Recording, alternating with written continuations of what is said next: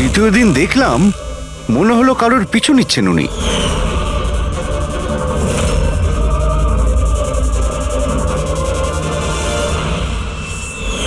কার পিছু নিয়েছিল? সেদিকে তো মন দিইনি আমি। ও কোন দিকে গিয়েছিল পিছু নিতে নিতে? এই দিকে গিয়েছিল।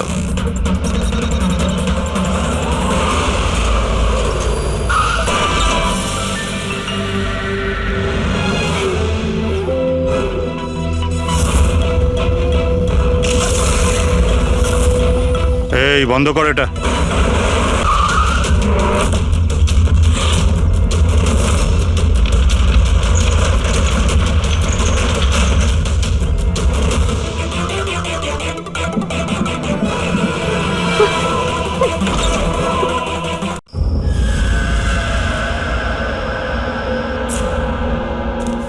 হ্যাঁ দি দি, খুব বেশি দেরি হয়ে গেছে, তোমার সাথে একটু পরে কথা বলি?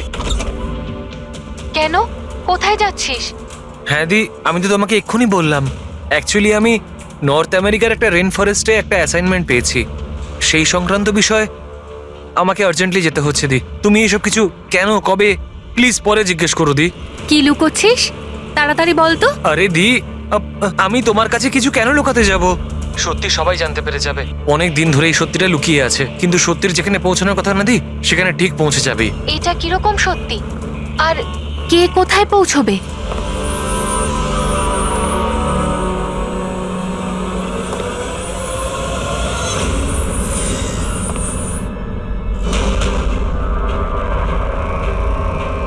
মায়া দি, আমার হাতে একদম সময় নেই। অ্যাকচুয়ালি আমার মনে হচ্ছে কেউ একজন আছে এখানে। অনেক কিছু হয়ে গেছে দি, অনেক কিছু হয়ে গেছে, কিন্তু আমি সেটাই করেছি যেটা আমার ঠিক বলে মনে হয়েছে। শোন, পরিষ্কার করে কথা বল, কি বলছিস? এই সময় আমার স্টুডিওতে কে আসতে পারে? এই দরজা খোল। দি, দরজায় কেউ একটা নক করছে দি। কেতন? কিরে তাড়াতাড়ি খুলবি কে কিনা? বাইরে? হ্যালো, কি হলো?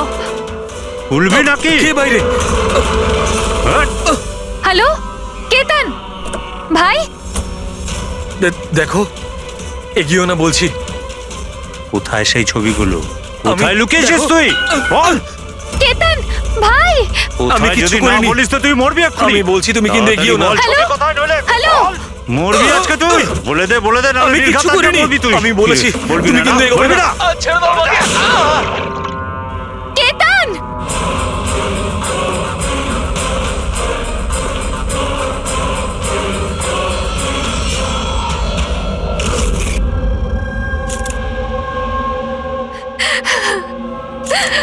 আপনি প্লিজ বসুন, সামলান নিজেকে।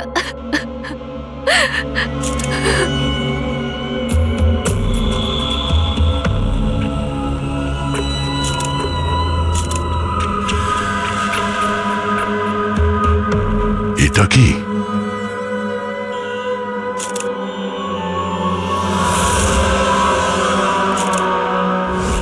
এটা কারোর জুতোর থেকে এসছে মনে হচ্ছে। কিন্তু স্যার, ওই কেতনের জুতো তো পরিষ্কার। স্টুডিওর ফ্লোরেও এরকম দাগ কোথাও নেই। একটু স্টেপারটা দাও তো।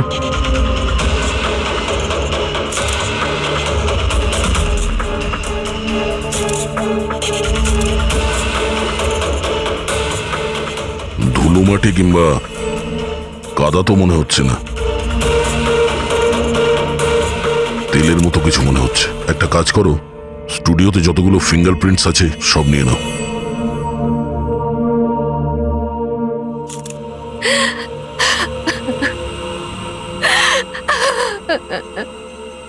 মায়াদেবী, আমি জানি যে এই সময়টা ঠিক নয় জিজ্ঞাসা করার জন্য, কিন্তু তবুও আপনাকে ডিস্টার্ব করছি।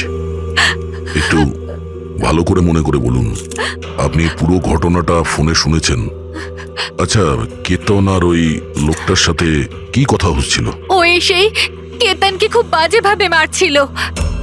কেতন চিৎকার করছিল খুব। জিনিসপত্র ভাঙার আওয়াজ পাচ্ছিলাম আমি। আমি কিছু করিনি। হ্যালো দেখো, এগিয়েও না বলছি। কেতন, কি আমি হলো কিছু জানি না। ভাই? আরে বল। ও কোনো ফটোগ্রাফের কথা বলছিল। স্যার, মায়া যেটা বলছে যে কেতন কেতন খুন হয়েছে একটা একটা একটা এভিডেন্সের জন্য। এভিডেন্স কি তাহলে ফটোগ্রাফ ছিল? স্যার, কেতন কোনো একটা কাপেলের ইনফরমেশন লিখে রেখেছে স্যার। এই দেখুন, এখানে নামগুলো লেখা আছে স্যার, জুহুতে থাকে। স্যার, হ্যাঁ স্যার এই দেখুন, ক্যালেন্ডারে 14th এপ্রিল 2018 এই ডেটটা মার্ক করা রয়েছে, দ্য অ্যানিভার্সারি। আরে এটা তো আজকের ডেট। তার মানে আজকের দিনে কিছু ঘটতে যাচ্ছিল যেটার ব্যাপারে কেতন জানতো। ওর মোবাইল ফোনটা চেক করো, দেখো শেষবার কার সঙ্গে কথা বলেছো।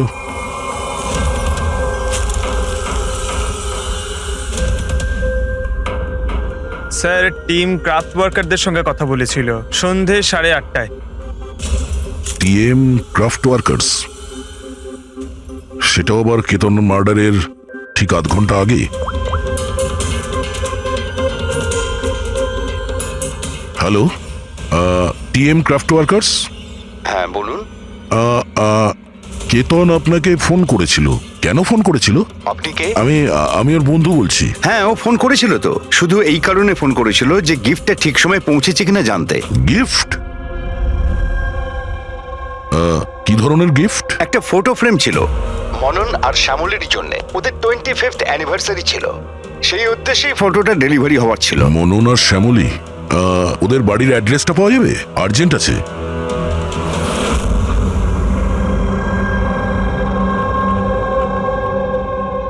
এই ফটোটা, এটা কে কে পাঠালো? পাঠিয়েছে? কেতন? কেতন? কেতনটা কে? আর এইভাবে আমাদের ফ্যামিলি পিকচার পাঠানোর মানেটা কি? হ্যাঁ, ও কি করে চিনলো আমাদের ফ্যামিলিকে? মনে হচ্ছে কেউ মজা করেছে। একেবারেই না। আপনি কে? সিআইডি। সিআইডি? কেতন নামের একজন বিখ্যাত ফটোগ্রাফার ছিলেন যাকে খুন করা হয়েছে। এই ফটোর কারণে। কিন্তু স্যার, একটা ছবির জন্য কেউ কাউকে কেন মার্ডার করতে যাবে? কিন্তু স্যার, আমরা তো কোনো কেতন নামের লোককে চিনিই না। কেতনকে আপনি চেনেন না, তাহলে ও আপনাদের ফটো আপনাদেরকে কেন পাঠিয়েছে? জানি না। কিন্তু এরকম ফটো তো আমরা কখনো তুলিনি। আর না এমন দেওয়াল আমাদের বাড়িতে আছে। স্যার, আমি তো কোনোদিনও দেখিনি। আর দেখুন না স্যার, এটা নকল ফটোগ্রাফ মনে হচ্ছে। আপনারা নিজেরাই দেখুন, এখানে দিদি আছে, জামাইবাবু আছে, কিন্তু এই চেয়ারটা ফাঁকা। এটার কি মানে বলুন তো? হ্যাঁ স্যার, আমাদের মনে হচ্ছে কেউ ভুল উদ্দেশ্যে ফটো বানিয়ে আমাদেরকে পাঠিয়ে দিয়েছে। ভুল করে পাঠায়নি, জেনে শুনে পাঠিয়েছে আপনাদের। আর সেটাও নিজের জীবনের বলিদান দিয়ে। স্যার, হয়তো কেউ মননের ফ্যামিলিকে মার্ডারের কেসে ফাঁসানোর জন্য এমনটা করেছে। আচ্ছা, আপনি কে? উনি হলেন আমাদের ফ্যামিলি ফ্রেন্ড মিস্টার বিক্রম। আচ্ছা, আপনাদের ফ্যামিলি ফ্রেন্ড। স্যার, এতে একটা মেসেজও আছে, শি ইজ হাইডিং, সেভ হার। হয়তো কেতন আপনাদের কাউকে খোঁজার জন্য বলেছেন। খুঁজে বার করার জন্য?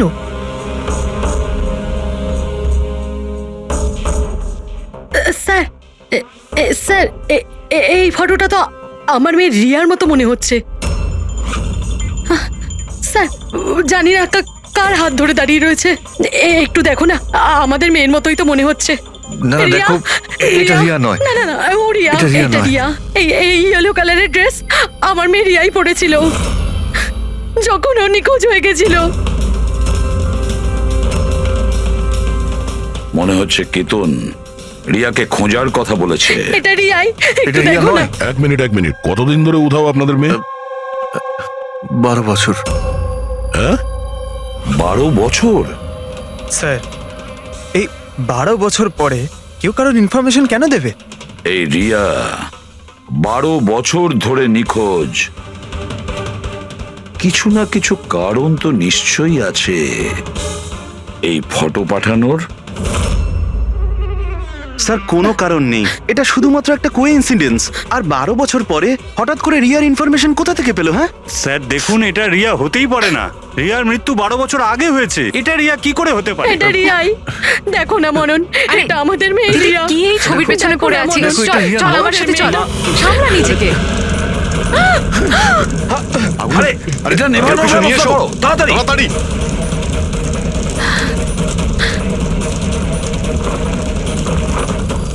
সাবধানে। স্যার, এই ফটোটা তো পুড়ে গেল, এবার কি করব? কোনো ব্যাপার না, আরো একটা পেয়ে যাবো।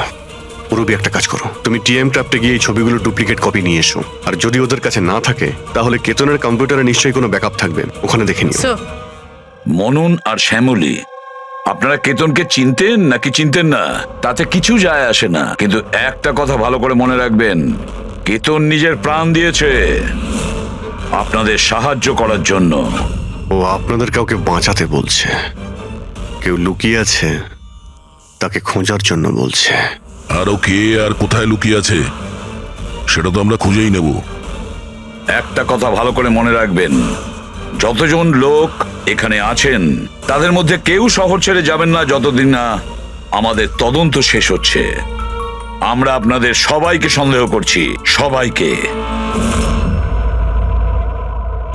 1 মিনিটের জন্য মনন, শ্যামলী, আয়েশা আর বিহান এদের নকল ছবিটাকে এক পাশে রেখে এবার ওদের পেছনে যে দেওয়াল আছে সেটার উপর কনসেন্ট্রেট করতে হবে, এই ফ্রেমগুলো আর তার উপরে লেখা নাম্বারগুলোতে। এবার শ্যামলী ইশারা করেছিল এই ফ্রেমের ওপরে, 3 নম্বর ফ্রেমের ওপরে হলুদ রঙের ফ্রক পরেছিল আর কারোর হাত ধরেছিল এই বাচ্চা মেয়েটি। শ্যামলীর কথা শুনে মনে হলো স্যার ফটোতে এই মেয়েটা ওর হারিয়ে যাওয়া মেয়েই, রিয়া। আর তারপরেই message, she is hiding, save হার। কিন্তু স্যার, বিক্রম তো বারবার বলছিল যে রিয়া মারা গেছে। হতে পারে এই মেসেজটা রিয়ার বিষয়ই, হতে পারে ও এখনো বেঁচে আছে। নিশ্চয়ই হতে পারে পুরবি, নিশ্চয়ই হতে পারে, কিন্তু কেতন এটাই বলতে চেয়েছিল এদেরকে, মানে মননের ফ্যামিলিকে, যে হয়তো রিয়া বেঁচে আছে আর ওর হেল্পের প্রয়োজন। কিন্তু স্যার, ওর এত পরিশ্রম করার কি দরকার ছিল? সরাসরি ফোন করতে পারতো আর বলে দিত যা বলার আছে রিয়াকে নিয়ে, অথবা পুলিশকেও ইনফর্ম করতে পারতো। স্যার হতে পারে ওকে কেউ ভয় দেখিয়েছে, তাই তো বাধ্য হয়ে ও এটা করেছে। কেতন তো তার কর্তব্য করেছে আর আমরা তার পরিশ্রমকে ব্যর্থ হতে দেব না। পুরবি একটা কাজ করো, এই পুরো ফটোগ্রাফটা কোনো ভালো ফটো ল্যাবে নিয়ে যাও, আর এই পেছনে টাঙানো যে ছোট ছোট ফটো ফ্রেম আছে না সেগুলোকেও ভালো করে চেক করো। আর এটা যে দেখছো যে পেছনের ওয়াল, এটা আবার ফটোশপে বানানো হয়নি তো? আর রিয়ার নিখোঁজ হওয়ার এফআইআর এর কপি আমাদের চাই। কেতন মননের ফ্যামিলিকে তো নিশ্চয়ই চিনতো না, তাহলে অবভিয়াসলি রিয়াকেও ও চিনতো না। তাহলে ও মননের ফ্যামিলিকে এই ইনফরমেশন কেন দিল আর এভাবে কেন দিল? স্যার কেতনের খুনি নিশ্চয়ই রিয়ার ফ্যামিলির সঙ্গে যুক্ত আছে। এই সব কটা লোকের ফোন রেকর্ড চেক করো ফেডরিক, আর তার সাথে কেতনেরও ফোন রেকর্ড। আরো একটা কথা, মননের ফ্যামিলির ওপর কড়া নজর রাখো, আর তার সাথে ওর যে বন্ধু আছে না বিক্রম, ওর ওপরও দেখো এরা কোথায় কোথায় যায়, কার কার সঙ্গে দেখা করে, কি কি করে। প্রতিটা বিষয়ের ওপর নজর রাখো, প্রতিটা পদক্ষেপের ওপর নজর রাখো। ওই কেতনের সঙ্গে যে কয়জন লোক কাজ করতো তাদের সঙ্গে দেখা করতে হবে। আপনারা দুজনে তো কেতনকে খুব ভালোভাবে চিনতেন, তাহলে ও কোনোদিন আপনাদের বলেছে কোনো ছোট বাচ্চার ব্যাপারে, জুহুর একটা ফ্যামিলির ব্যাপারে, ওর ফ্যামিলির পোর্ট্রেটের ব্যাপারে? আগে না স্যার, আমাকে এইসব ব্যাপারে কিচ্ছু বলেনি। আচ্ছা, কেতন কি শুধু আপনার জন্যই কাজ করতো নাকি আরো অন্য কিছু করতো, মানে অন্য কারোর জন্য ছবি তুলতো? কেতন আমার জন্যই ফ্যাশন ফটোগ্রাফি করতো, পাশাপাশি অন্যান্য বড় হাউসেও এক্সক্লুসিভ ক্যাটালগ শুট করতো। মায়া, আপনি তো কেতনের বোন, তাহলে আপনি তো জানবেন যে ও কার কার সঙ্গে মেলামেশা করতো। স্যার, কেতন খুব রিজার্ভ থাকতো, সব সময় কাজ করত, আর ওর বন্ধুর সংখ্যাও কম ছিল। স্যার, ইদানিং কেতন একটা ইন্টারন্যাশনাল এক্সিবিশনের জন্য অ্যাসাইনমেন্ট পেয়েছিল, যে কারণে মুম্বাইয়ের গলি গলিতে ঘুরে ঘুরে ও স্ট্রিট ফটোগ্রাফি করে বেড়াতো। ওই ছবিগুলো কি আমরা দেখতে পারি? হ্যাঁ স্যার।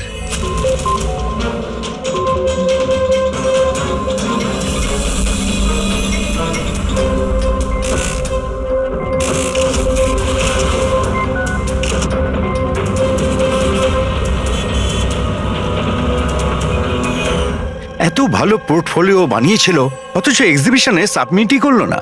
কেমন দুশ্চিন্তায় পড়ে গিয়েছিল।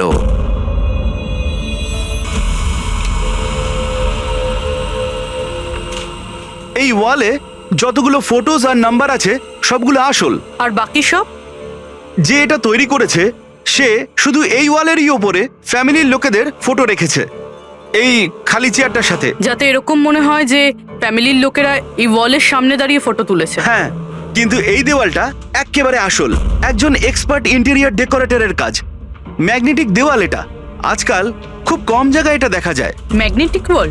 হ্যাঁ, ম্যাগনেটিক দেওয়াল বানাবার জন্য ওয়ালে একটা স্পেশাল পেইন্ট করা হয়ে থাকে যার কেমিক্যাল কম্পোজিশনে ম্যাগনেটিক এলিমেন্ট থাকে যাতে ওই দেওয়ালটা ম্যাগনেটিক প্রপার্টি পায়। তার মানে এই দেওয়ালটা অলমোস্ট ম্যাগনেটের মতো? একদম ঠিক।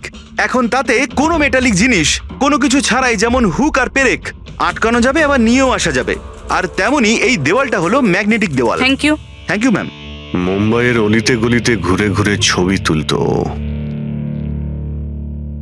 নিশ্চয়ই ওখানে ঘোরার সময়ও রিয়ার ব্যাপারে কোনো ক্লু পেয়েছিল, এখানকারই কোনো গলিতে।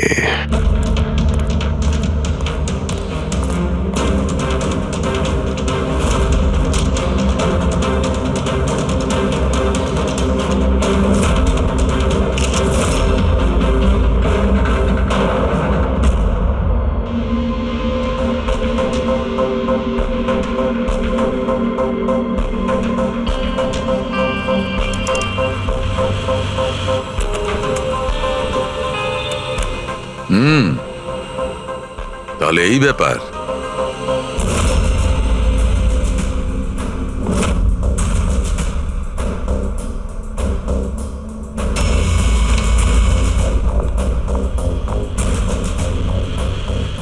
স্যার, এখানে দেখুন।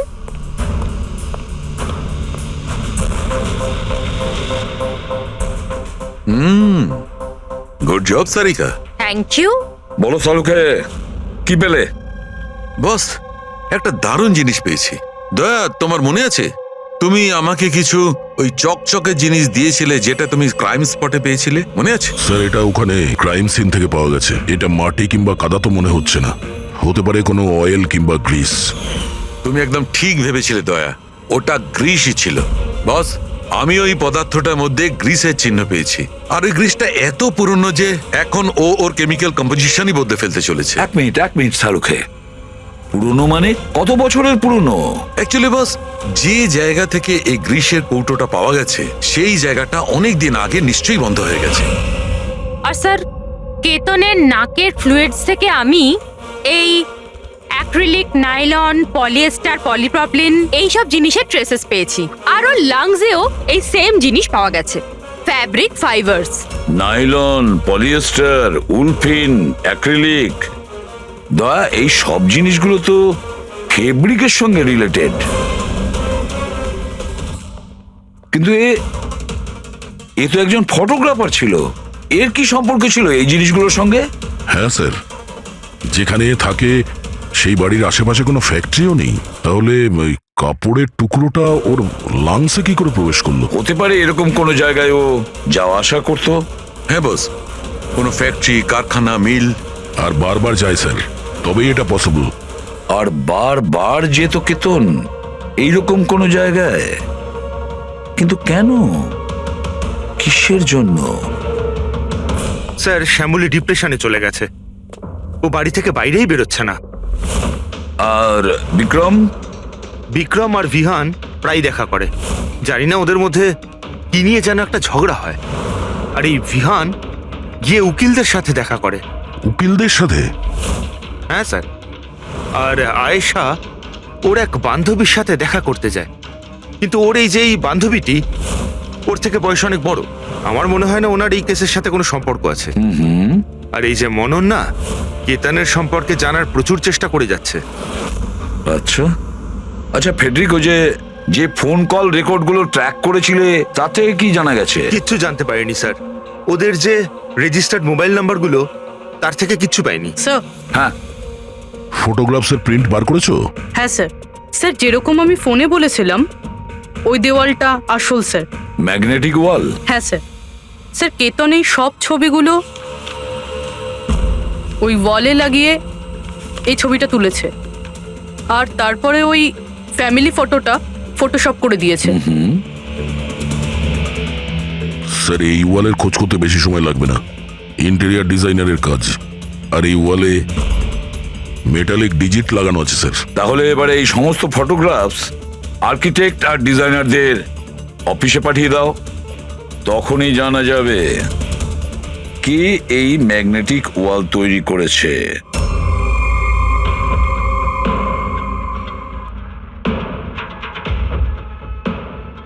এই যে ফ্যামিলিটা বসে আছে, এর পেছনে যে দেওয়ালটা আছে সেটা কি আপনি বানিয়েছেন?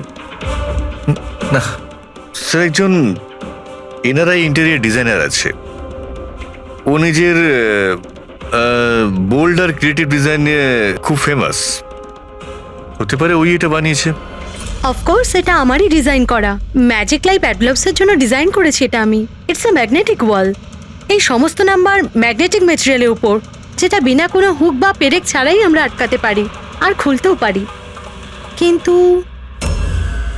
কিন্তু কিন্তু আমার ডিজাইনের মতে তো এই সমস্ত নাম্বার সিরিয়াল ওয়াইজ ছিল, যেমন 1 2 3 4 5 6 7 8 9 10। হ্যাঁ, কিন্তু ম্যাম এতে তো নাম্বার 1320678 এটা কেন হলো? হ্যাঁ স্যার হয়তো এটা কেতনই করেছে, কিন্তু কিন্তু ওই ওয়ালের ছবি কেন তুলেছিল? এটা তো এখন ম্যাজিক লাইভ অ্যাড ল্যাবের লোকেরাই বলবে। স্যার এটাই সেই ওয়াল যেখানে আপনি ছবিগুলো দেখিয়েছিলেন? হ্যাঁ স্যার, ওয়ালে ফটোর যে অ্যাকচুয়াল নাম্বার রয়েছে ওটা এটাই ছিল স্যার। ফটোজের মধ্যে যা চেঞ্জেস হয়েছে সেটা কেতনই করেছে স্যার। কেতন, এই নাম্বারগুলো অর্ডারে ছিল তাই না? তুমি শুধু 320 এইসব নাম্বারগুলো বদল করে তাদের তলায় স্পেসিফিক ফটোজ কেন লাগিয়ে দিয়েছো? কিছু না, আসলে পাজলস বানাচ্ছিলাম, নাম্বারস আর ফ্রেমসগুলোকে একসাথে করে। একটা ইন্টারন্যাশনাল এক্সিবিশন রয়েছে সেটার জন্যে।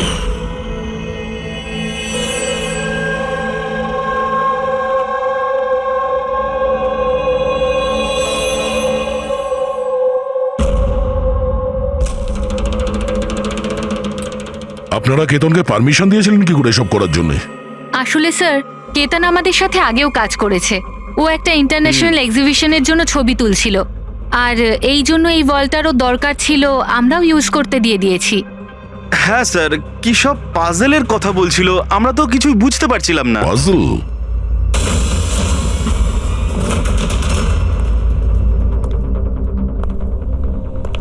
এই নাম্বারগুলো তো পাজলের। ওই পোর্ট্রেটে 3206 ছিল, আর ওর নিচে যে ফটোগ্রাফসগুলো আছে, আচ্ছা ওগুলোই পাজল নয় তো? হতে পারে কেতন আমাদের ওই ফটোগ্রাফের দ্বারা রিয়ার গল্প শোনাতে চেয়েছিল।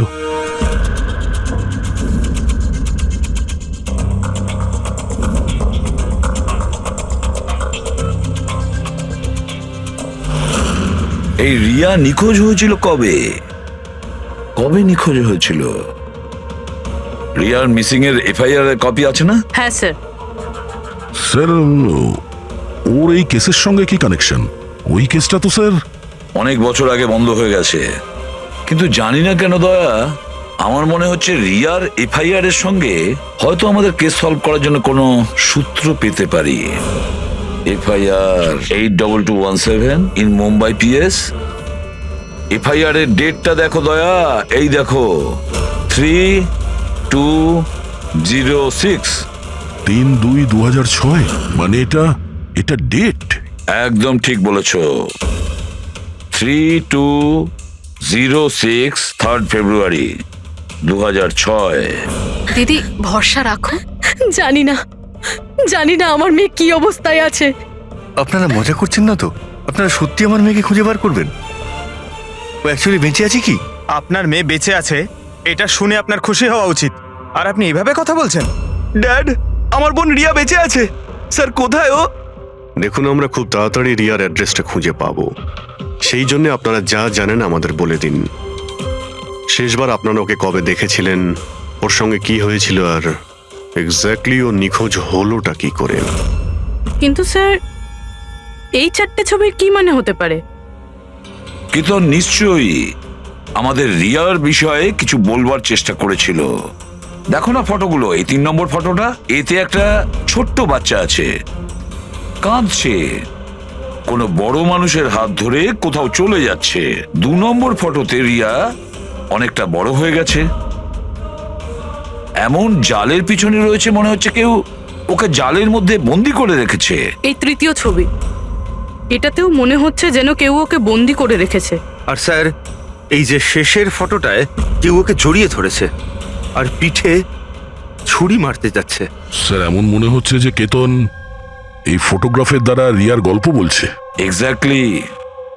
দেখো, রিয়া ছেলেবেলায় কিডন্যাপ হয়েছে, তারপরে ওকে বন্দি করা হয়েছে, আর তারপরে ও যখন 18 বছরের হয়েছে তখন ওকে শেকলে বেঁধে রাখা হয়েছে, আর তারপরে ও এমন কাউকে পেয়েছে যে ওকেই মারার প্ল্যান করছে।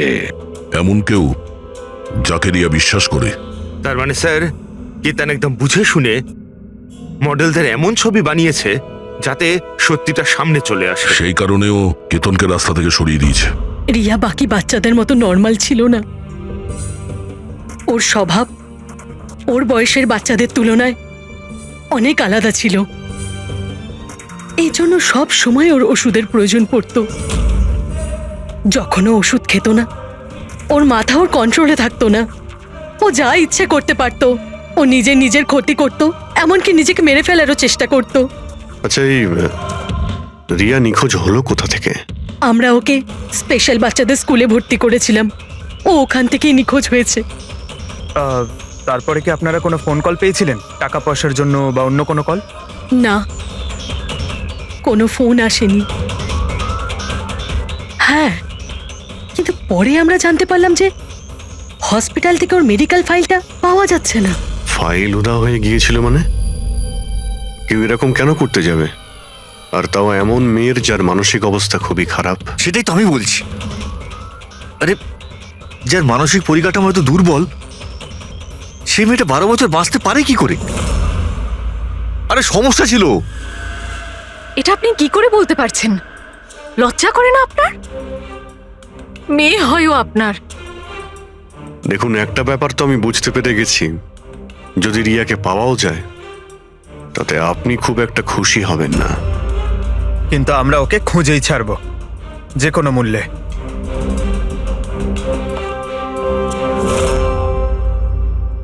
দয়া, এই ফটোটাকে মন দিয়ে দেখো।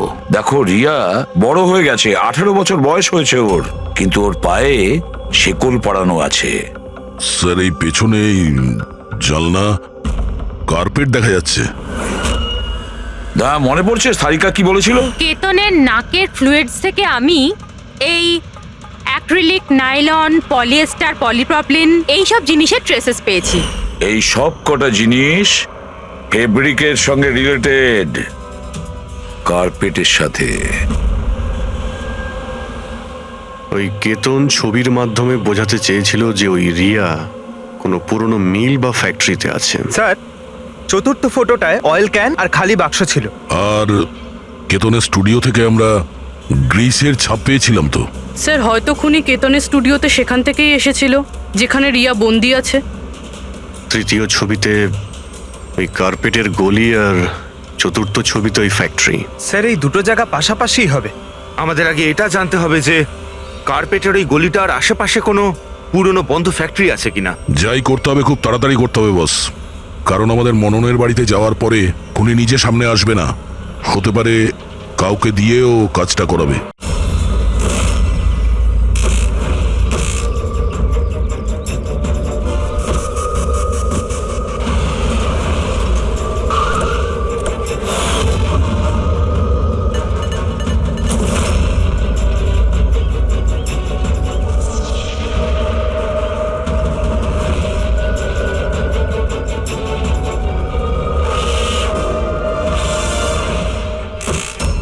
হ্যাঁ, ইনি আমাকে টাকা দিয়েছিলেন আমার ফটো তোলার জন্যে। 2 দিনের জন্য এসেছিলেন। তৃতীয় দিন দেখলাম মনে হলো কারোর পিছু নিচ্ছেন উনি।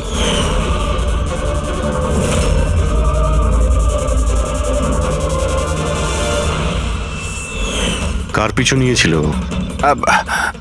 সেদিকে তো মন দিইনি আমি। ও কোন দিকে গিয়েছিল পিছু নিতে নিতে? এই দিকে গিয়েছিল।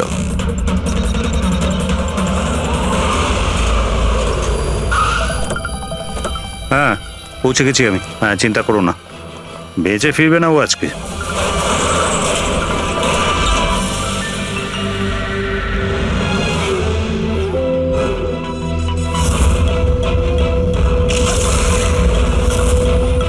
এই বন্ধ কর এটা।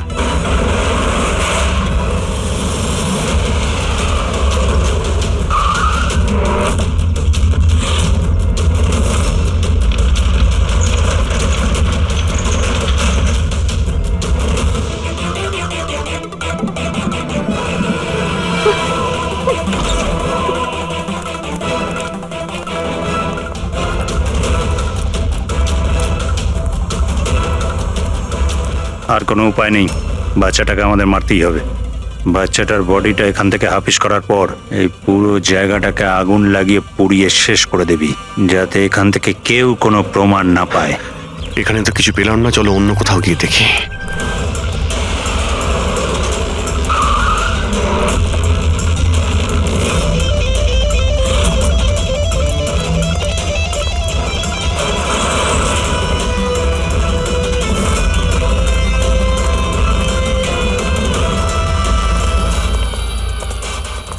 রিয়া, রিয়া, তোমার মা বাবার কাছে নিয়ে যেতে এসেছি, চলো। দাঁড়াও,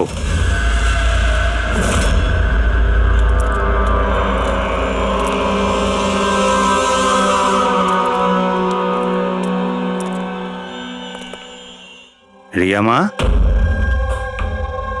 এদিকে আয়।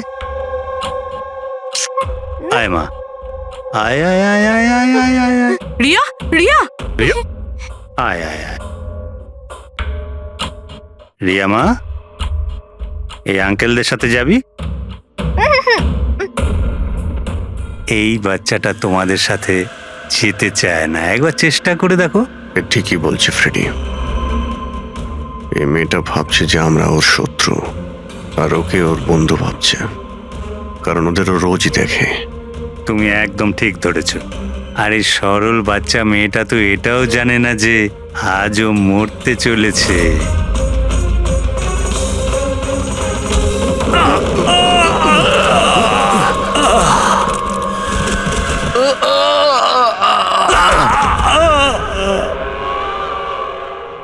কে তোরা? তোদের এখানে কে পাঠিয়েছে? এটা তোমরা কোনোদিন জানতে পারবে না।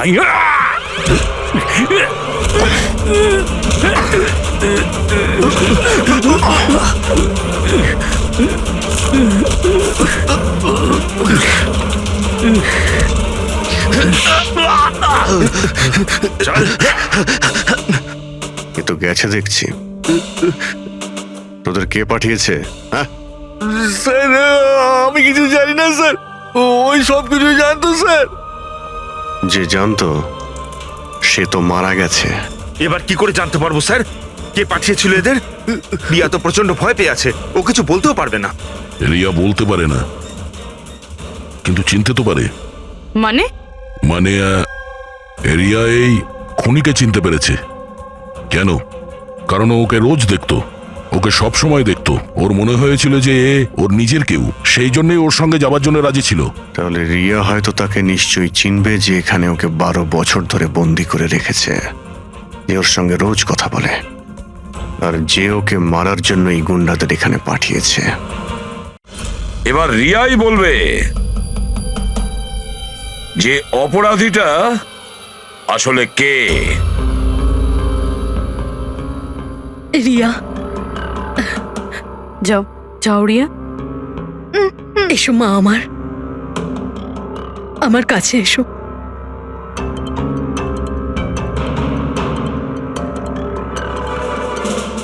রিয়া,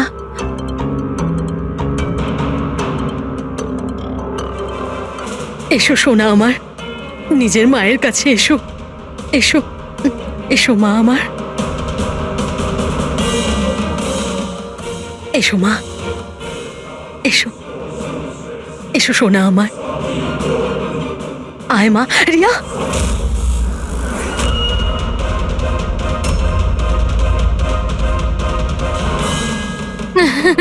এ তো অবাক কাণ্ড শ্যামলী দেবী। আপনার মেয়ের সাথে 12 বছর পরে দেখা হচ্ছে, কিন্তু সে আপনার কাছে যায়নি, ওর মাসিকে জড়িয়ে ধরেছে। সেটা কিভাবে হলো? রিয়া, আরে আসলে শোন মা, ওটা তো আমি ওর মায়ের মতো, তো তাই খুব ভালোবাসে ও আমাকে, সেই জন্যে। আরে বাহ মাসিমা, আপনাকে এত ভালোবাসে যে রিয়া নিজের মাকে চিনতেই পারলো না, কিন্তু আপনাকে চিনতে পারলো। কি আর জানেন কেন? কারণ গত 12 বছর ধরে শুধু একজনই আছে যে রিয়ার সঙ্গে দেখা করত, কথা বলতো, যাকে রিয়া নিজের ভাবতো। এটা কি বাজে কথা বলছেন আপনি? আমি কেন ওর সাথে দেখা করব? আমি দেখা করিনি। রিয়ার সঙ্গে নিশ্চয়ই দেখা করেছেন, 12 বছর ধরে দেখা করেছেন। বাজে কথা আমরা বলছি না আয়েশা, বাজে কথা আপনি বলছেন। আমরা তো সেই ডাক্তারকেও খুঁজে বের করেছি যার সাহায্যে আপনি 12 বছর ধরে রিয়াকে ওষুধ খাইয়েছেন আর ও টেস্ট করিয়েছেন। আমি কোনো ডক্টরকে চিনি না, আমি বলছি তো আপনাকে, আমি কোনো মেডিকেল টেস্ট করাইনি। নিশ্চয়ই করিয়েছেন। না, আমি কোনো টেস্ট করাইনি। মিথ্যা কথা বলছেন আপনি। টেস্ট করিয়েছেন আমি আপনি। কোনো টেস্ট করাইনি বলছি তো, বারবার বলছি, আমি কোনো ডক্টরকে চিনি না। আমি তোকে 12 বছর ধরে সেই ওষুধটাই দিচ্ছি যেটা ও 7 বছর বয়স থেকে খেয়ে আসছে।